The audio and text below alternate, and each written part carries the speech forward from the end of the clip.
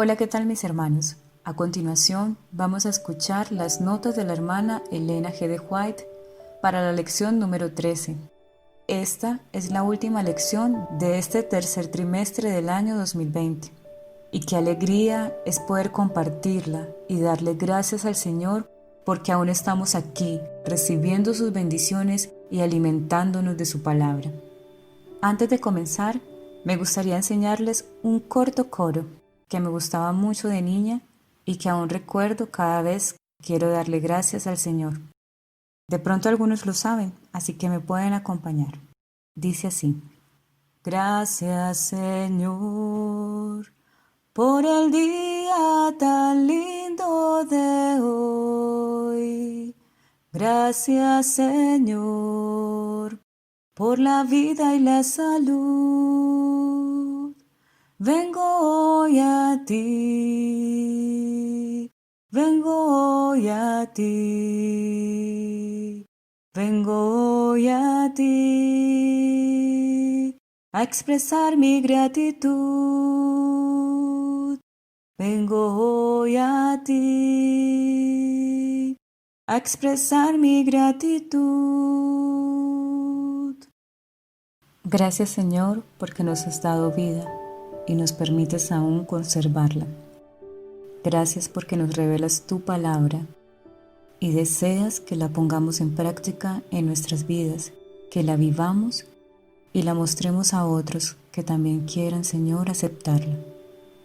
Haz tu voluntad sobre tu pueblo y ayúdanos, Señor, a aceptar el propósito que tienes para con cada uno de nosotros. Gracias, Señor, por tu misericordia y por tu amor. Haz tu voluntad sobre tu pueblo, Señor, y ayúdanos a cada día declinar el yo y a entregar nuestro corazón. En el nombre de Jesús. Amén. Sábado 19 de septiembre. Un paso de fe. Cuando estudiamos el carácter divino a la luz de la cruz, vemos misericordia, ternura, espíritu perdonador, unidos con equidad y justicia. Vemos en medio del trono a uno que lleva en sus manos y pies y en su costado las marcas del sufrimiento soportado para reconciliar al hombre con Dios. Vemos a un Padre infinito que mora en la luz inaccesible, pero que nos recibe por los méritos de su Hijo. Al contemplar a Cristo, nos detenemos en la orilla de un amor inconmensurable. Nos esforzamos por hablar de este amor, pero nos faltan las palabras. Consideramos su vida en la tierra, su sacrificio por nosotros, su obra en el cielo como abogado nuestro y en las mansiones que está preparando para aquellos que le aman. Y solo podemos exclamar: ¡oh, qué altura y profundidad las del amor de Cristo! En todo verdadero discípulo, este amor, como fuego sagrado, arde en el altar del corazón. Fue en la tierra donde el amor de Dios se reveló por Cristo. Es en la tierra donde sus hijos han de reflejar su amor mediante vidas inmaculadas. Así los pecadores serán guiados a la cruz para contemplar al Cordero de Dios. Los Hechos de los Apóstoles, página 268 y 269. Cristo no era insensible a la ignominia y la desgracia. Experimentó todo amargamente. Lo sintió más profunda y agudamente que lo que nosotros podemos sentir el sufrimiento, porque su naturaleza era más exaltada, pura y santa que la humanidad pecadora por quien sufría. Era la majestad del cielo, era igual al Padre, era el comandante de las huestes angelicales, y sin embargo murió por el hombre sufriendo una muerte que más que ninguna otra era considerada ignominiosa. Ojalá que los enaltecidos corazones de los hombres comprendieran esto. Ojalá que comprendieran el significado de la redención y procuraran aprender la humildad de Jesús. A fin de conocerle, página 338. En esta vida podemos apenas empezar a comprender el tema maravilloso de la redención con nuestra inteligencia limitada. Podemos considerar con todo fervor la ignominia y la gloria, la vida y la muerte, la justicia y la misericordia que se tocan en la cruz. pero ni con la mayor tensión de nuestras facultades mentales llegamos a comprender todo su significado. La largura y anchura, la profundidad y altura del amor redentor se comprenden tan solo confusamente. El plan de la redención no se entenderá por completo, ni siquiera cuando los rescatados vean cómo serán vistos ellos mismos y conozcan cómo serán conocidos. Pero a través de las edades sin fin, nuevas verdades se desplegarán continuamente ante la mente admirada y deleitada. Aunque las aflicciones, las penas y las tentaciones terrenales hayan concluido y aunque la causa de ellas haya sido suprimida, el pueblo de Dios tendrá siempre un conocimiento claro e inteligente de lo que costó su salvación. La cruz de Cristo será la ciencia y el canto de los redimidos durante toda la eternidad. En el Cristo glorificado contemplarán al Cristo crucificado. El conflicto de los siglos, página 632. Domingo 20 de septiembre. El amor altruista de Jesús. La humillación del hombre Cristo Jesús es incomprensible para la mente humana, pero su divinidad y su existencia antes de que el mundo fuera formado nunca pueden ser puestas en duda por los que creen en la palabra de Dios. El apóstol Pablo habla de nuestro mediador, el unigénito Hijo de Dios, el cual en un estado de gloria era en la forma de Dios, el comandante de todas las huestes celestiales, y quien cuando revistió su divinidad con humanidad, tomó sobre sí la forma de siervo. Al consentir en convertirse en hombre, Cristo manifestó una humildad que es la maravilla de las inteligencias celestiales. El acto de consentir en ser hombre no habría sido una humillación si no hubiera sido por la excelsa preexistencia de Cristo.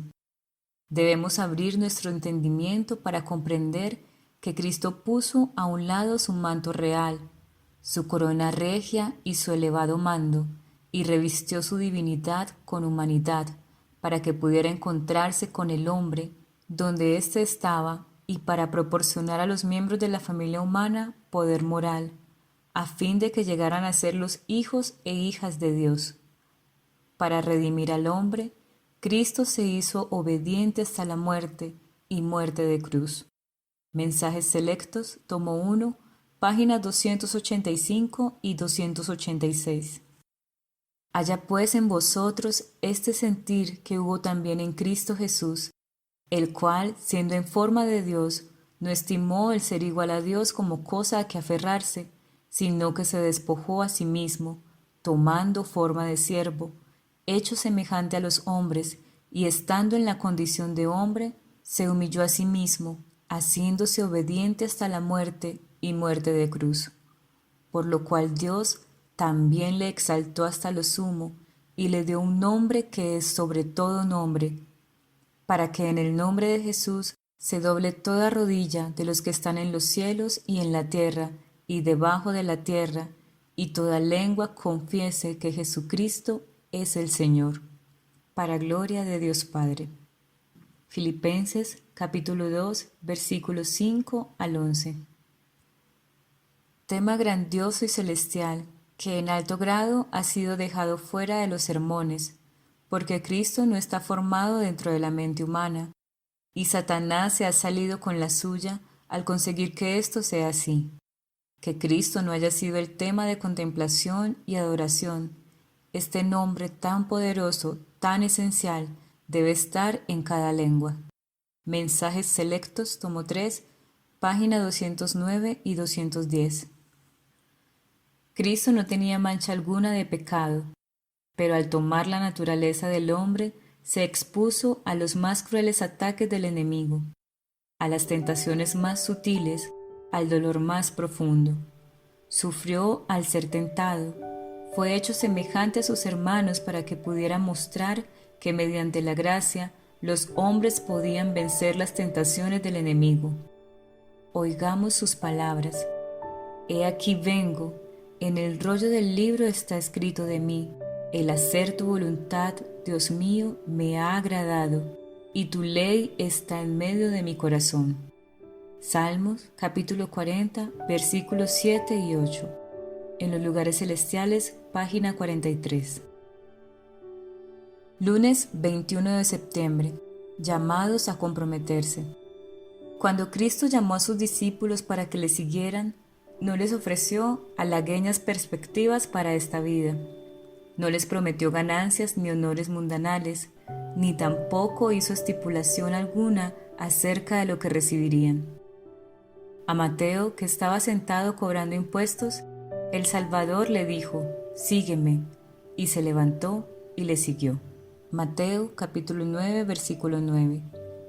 Antes de prestar sus servicios, Mateo no aguardó para reclamar salario seguro, equivalente a la cantidad que recibía en su ocupación anterior. Sin preguntar nada ni vacilar, siguió a Jesús. Le bastaba estar con el Salvador para poder oír sus palabras y unirse a Él en su obra. Así había sucedido con los discípulos anteriormente llamados. Cuando Jesús invitó a Pedro y a sus compañeros a seguirle, ellos dejaron inmediatamente sus botes y sus redes. Algunos de estos discípulos tenían personas amadas que dependían de ellos para su sostén, pero cuando recibieron la invitación del Salvador, no vacilaron ni le preguntaron: «¿Cómo viviré y sostendré mi familia?».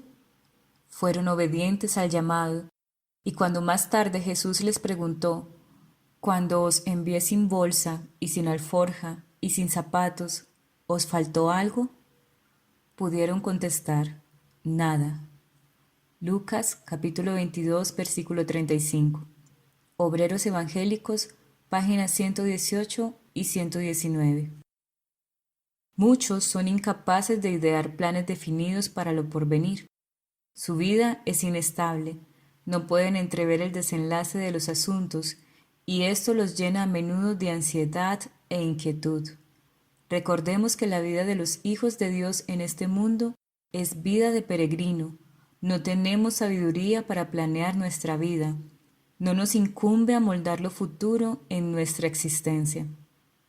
Cristo en su vida terrenal no se trazó planes personales, aceptó los planes de Dios para él, y día tras día el Padre se los revelaba. Así deberíamos nosotros también depender de Dios, para que nuestras vidas fueran sencillamente el desenvolvimiento de su voluntad. A medida que le encomendemos nuestros caminos, Él dirigirá nuestros pasos. Son muchos los que al idear planes para un brillante porvenir fracasan completamente. Dejad que Dios haga planes para vosotros. Como niños, confiad en la dirección de aquel que guarda los pies de sus santos. Primera de Samuel, capítulo 2, versículo 9. Dios no guía jamás a sus hijos de otro modo que el que ellos mismos escogerían si pudieran ver el fin desde el principio y discernir la gloria del designio que cumplen como colaboradores con Dios. El Ministerio de Curación, página 380. Lo primero que deben aprender todos los que quieren trabajar con Dios es la lección de desconfianza en sí mismos. Entonces estarán preparados para que se les imparta el carácter de Cristo. Este no se obtiene por la educación en las escuelas más científicas. Es fruto de la sabiduría que se obtiene únicamente del Maestro Divino. El deseado de todas las gentes, página 214. Martes 22 de septiembre. Pablo, instrumento escogido por Dios. Es muy ferviente e impresionante la invitación del apóstol Pablo a sus hermanos corintios a considerar de nuevo el inmaculado amor de su Redentor. «Ya sabéis la gracia de nuestro Señor Jesucristo», declaró, «que por amor de vosotros se hizo pobre siendo rico, para que vosotros con su pobreza fueseis enriquecidos. Conocéis la altura desde la cual se rebajó, la profundidad de la humillación a la cual descendió. Habiendo emprendido la senda de la abnegación y el sacrificio, no se apartó de ella hasta que hubo dado su vida. No hubo descanso para él entre el trono y la cruz». Pablo se fue deteniendo en un punto tras otro, a fin de que los que leyeran su epístola pudieran comprender plenamente la maravillosa condescendencia de su Salvador con ellos, presentando a Cristo como era cuando era igual a Dios y recibía con él el homenaje de los ángeles. El apóstol trazó su curso hasta cuando hubo alcanzado las más bajas profundidades de la humillación. Pablo estaba convencido de que si podía hacerles comprender el asombroso sacrificio hecho por la majestad del cielo, barrería de sus vidas todo su egoísmo. Mostró cómo el Hijo de Dios había depuesto su gloria y se había sometido voluntariamente a las condiciones de la naturaleza humana, y entonces se había humillado como un siervo, llegando a ser obediente hasta la muerte y muerte de cruz. Filipenses capítulo 2, versículo 8. Para poder elevar a los hombres de la degradación a la esperanza y el gozo del cielo. Los Hechos de los Apóstoles, página 267-268. Lo experimentado por el apóstol y su instrucción en cuanto a la santidad de la obra del ministro son una fuente de ayuda e inspiración para los que se ocupan en el ministerio evangélico. El corazón de Pablo ardía de amor por los pecadores y dedicaba todas sus energías a la obra de ganar almas. Nunca vivió un obrero más abnegado y perseverante. Las bendiciones que recibía las consideraba otras tantas ventajas que debía usar para bendición de otros. No perdía ninguna oportunidad de hablar del Salvador o ayudar a los que estaban en dificultad. Iba de lugar en lugar, predicando el Evangelio de Cristo y estableciendo iglesias. Donde quiera podía encontrar oyentes, procuraba contrarrestar el mal y tornar los hombres y mujeres a la senda de la justicia. Los Hechos de los Apóstoles, página 295. El Señor siempre asigna una tarea a cada ser humano. Esta es la cooperación divino-humana. Aquí conocemos al hombre que obedece la luz que se le ha dado. Si Saúl hubiera dicho, Señor, no me siento inclinado en lo más mínimo a seguir tus indicaciones para obrar mi propia salvación, todo habría sido inútil, aunque Dios le hubiera dado 10 veces más luz. La obra del hombre es colaborar con Dios, y el conflicto más duro y más severo se produce cuando llega la hora de la gran resolución del ser humano de someter su voluntad y sus caminos a la voluntad y los caminos de Dios, y confiar en las influencias de la gracia que lo han acompañado durante toda su vida. La acción no estará de acuerdo con los sentimientos y la inclinación, sino con el conocimiento de la voluntad de nuestro Padre que está en los cielos. Sigan y obedezcan la dirección del Espíritu Santo. Mente, carácter y personalidad, tomo 2, página 787. Miércoles 23 de septiembre. Las exigencias del amor. El amor de Cristo, dijo Pablo, nos constriñe. Segunda de Corintios capítulo 5 versículo 14. Tal era el principio que inspiraba la conducta de Pablo. Era su móvil. Si alguna vez su ardor menguaba por un momento en la senda del deber, una mirada a la cruz le hacía ceñirse nuevamente los lomos del entendimiento y avanzar en el camino del desprendimiento. En sus trabajos por sus hermanos, fiaba mucho en la manifestación de amor infinito en el sacrificio de Cristo, con su poder que domina y constriñe. El misterio de curación, página 400. 3 veces había negado Pedro abiertamente a su Señor, y 3 veces Jesús obtuvo de él la seguridad de su amor y lealtad, haciendo penetrar en su corazón esta aguda pregunta, como una saeta armada de púas que penetrase en su herido corazón. Delante de los discípulos congregados, Jesús reveló la profundidad del arrepentimiento de Pedro y demostró cuán cabalmente humillado se hallaba el discípulo una vez jactancioso. Pedro era naturalmente audaz e impulsivo, y Satanás se había valido de esas características para vencerle.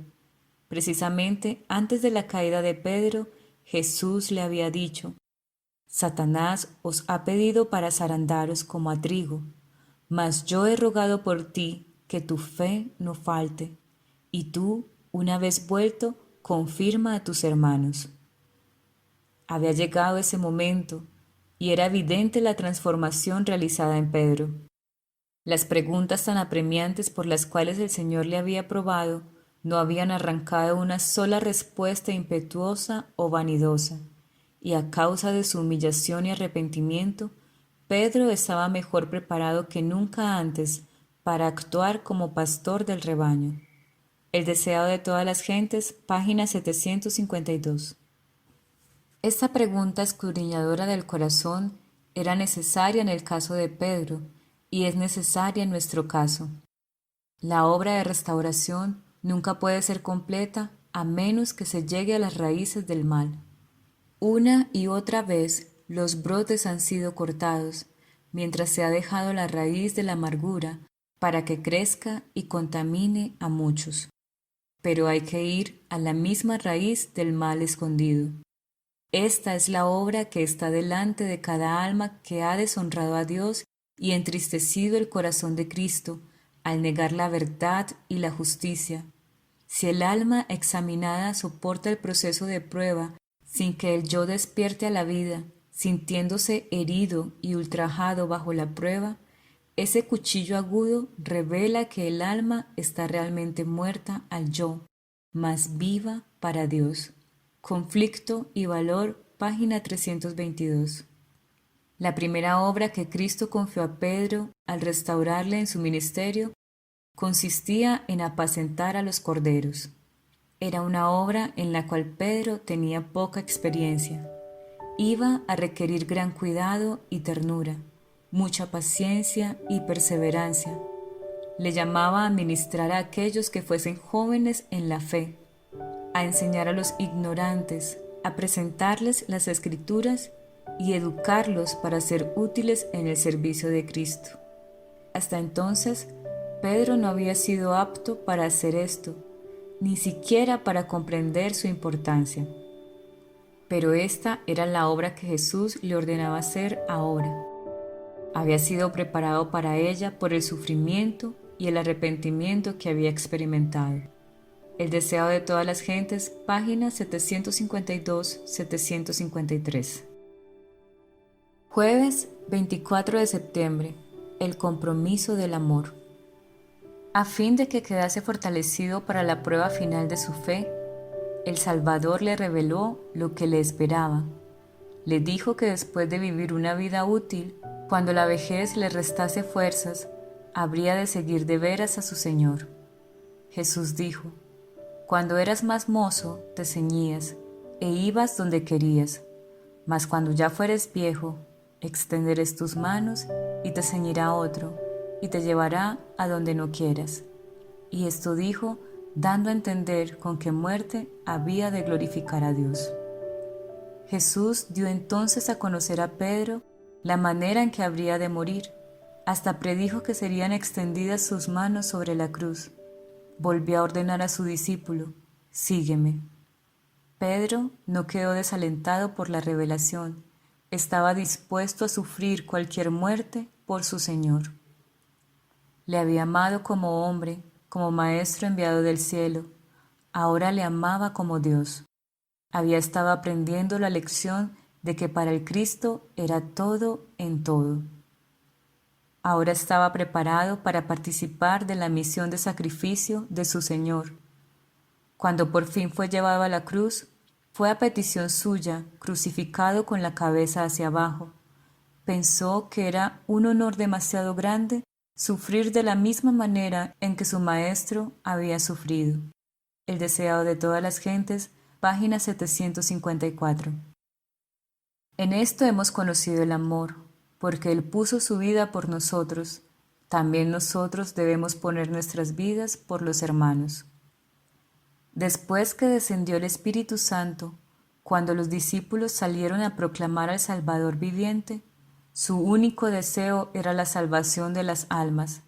Se regocijaban en la dulzura de la comunión con los santos, eran compasivos, considerados, abnegados, dispuestos a hacer cualquier sacrificio por la causa de la verdad. En su asociación diaria revelaban el amor que Cristo les había enseñado. Por medio de palabras y hechos desinteresados, se esforzaban por despertar ese sentimiento en otros corazones. Los creyentes habían de cultivar siempre un amor tal. Tenían que ir adelante en voluntaria obediencia al nuevo mandamiento. Tan estrechamente debían estar unidos con Cristo que pudieran sentirse capacitados para cumplir todos sus requerimientos. Sus vidas magnificarían el poder del Salvador, quien podía justificarlos por su justicia. Los Hechos de los Apóstoles, página 437. El amor divino dirige sus más conmovedores llamamientos al corazón cuando nos pide que manifestemos la misma tierna compasión que Cristo mostró. Solamente el hombre que tiene un amor desinteresado por su hermano ama verdaderamente a Dios. Los que nunca experimentaron el tierno y persuasivo amor de Cristo no pueden guiar a otros a la fuente de la vida.